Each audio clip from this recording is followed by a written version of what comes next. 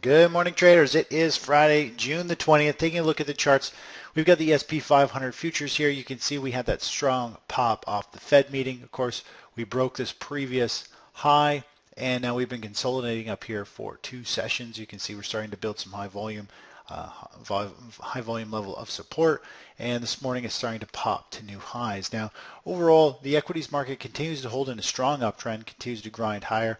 Obviously, the Fed helped with that pop. That being said, we are slowly getting to an overbought territory. I pointed out probably next week we could easily start to see the market correct and give back this gain based on the news, and it could be much more deeper of a correction from there. We could see it break down, break this previous low, and then make a much significant lower low going forward. That being said, we're not looking to short.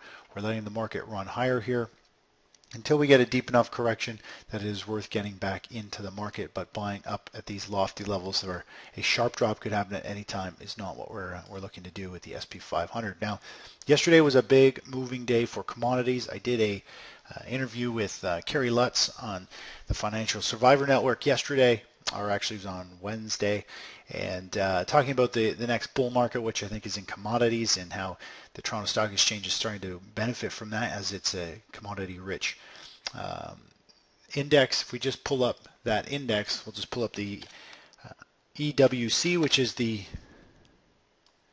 Canadian Equities ETF, and you can see here more or less the equities market. Let's just zoom out into a little bit bigger of a picture here. It has been very dormant for a long time, and we broke out of this major resistance level, and now we're really starting to see it just rip to the upside as commodities start to put in basing patterns, and they're starting to move up. And really, this could be the start of a fairly big move for still the Canadian Stock Exchange. It's consolidated for several years here, and of course, the longer it consolidates and the bigger the range, just looking at the range here, it's a pretty big percentage basis move that could still go all the way to the upside, continue to run. It may only be at the halfway mark here. We could see it go parabolic and explode to the upside if commodities rally, and that's kind of one thing that I think is slowly starting to unfold. Now it's at a runaway market here. It's extremely getting overbought on a short-term basis, so any type of pullback would actually be considered bullish and could be an entry point to get long. That being said, the Canadian market is pretty overvalued compared to other countries, and I think we've seen a good chunk of the run already, and I think this last section will be very, very volatile going forward. But let's jump into precious metals. Yesterday, money was flowing, continuing to flow into precious metals. We saw gold have a huge pop. I don't know if it was a short covering rally. Obviously, Fed news definitely helps manipulate the markets and really gets things going. Overall, it's popped to the upside, and we saw a couple key levels be broken. We saw this previous pivot high. Of course, once that is broken, you'll start to see anybody who is short expecting the market to continue down here would have to cover, which creates fuel for the fire as all the shorts cover, possibly even flip directions and go long, creates double the buying volume. Of course, then we started to break all these little previous spike highs. When you get all these little minor spike highs that go up in value, that are just a little bit away from each other, each one's going to have a set of people with stop orders, meaning they have to cover their shorts. And of course, it just fuels this fire, and you just see this huge surge to the upside. So we saw gold really have a big move. If we just go to the daily chart, I just want to show you a big picture over where we are overall. Now, we're starting to see good money flow into gold miners and gold. I think it's still pretty early. Overall, you look at all the previous significant pivot highs, and they are lower highs, and we have yet to really break. This is a real key level here. This 1400 level for gold is going to be a key level. It's got to break this significant high. Now, we did have it break this key significant high over here, and that's a sign that that really kind of triggered us into more or less a basing pattern. Now it's faded back down. Now really the key here is we need to put in this higher low, and we need to put in a higher high, break this high, and then we'll be right up at the upper end of this range. And if it breaks from here, we could see significant move to the upside for precious metals, gold specifically. Taking a look at silver, same type of thing, big move yesterday, lots of all these little pivot highs being broken, creating a huge surge in buying. Let's just jump to the daily chart.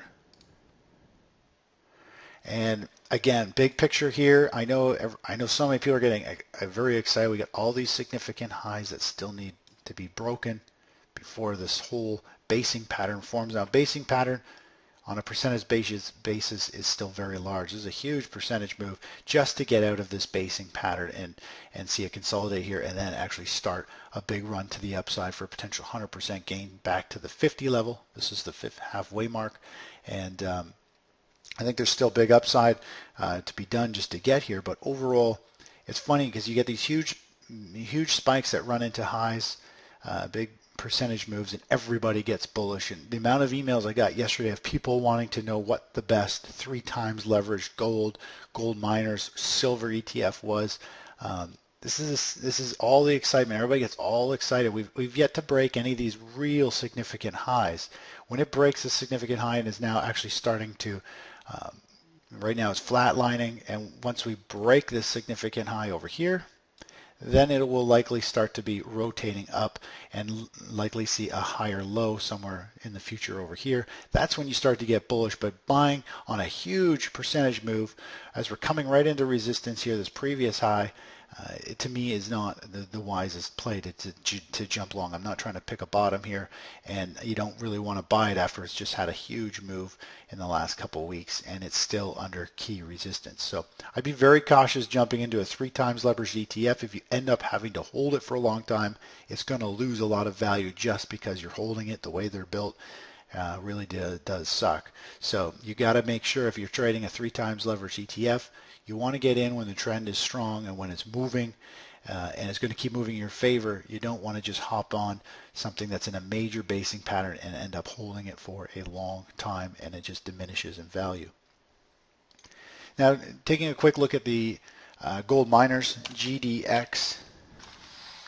GDX, again, same chart. We've got major significant highs that need to be broken. It has broken some of these minor highs, these 2 little minor spike highs, so a nice pullback here would be a bullish sign still. We got a huge gap. Wouldn't be surprised if we see that gap fill back down to 24 and see it go back up. Really, the 28 is a key level. It's got it. Once it breaks that, I think we'll be actually starting to see a rounding formation form where this basing pattern will now actually be starting to head up, and we're going to have fairly key resistance across several different levels. You could draw a resistance zone for this, but again, this is kind of the basing pattern and it's rounding, and it still could take several months to unfold.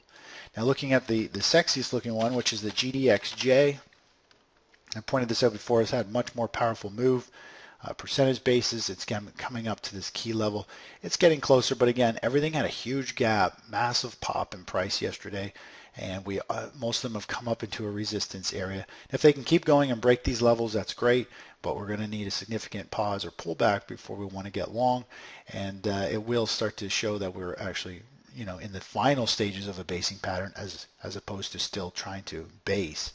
So overall, I do feel as though markets are overdone here. The precious metals, we're getting some good coverage. Everybody's piling in. Everybody's excited. Likely that's when price is going to pull back and catch most of them off guard. So be aware of huge moves. Usually end up with a significant correction, giving back at least half of that move in the near future.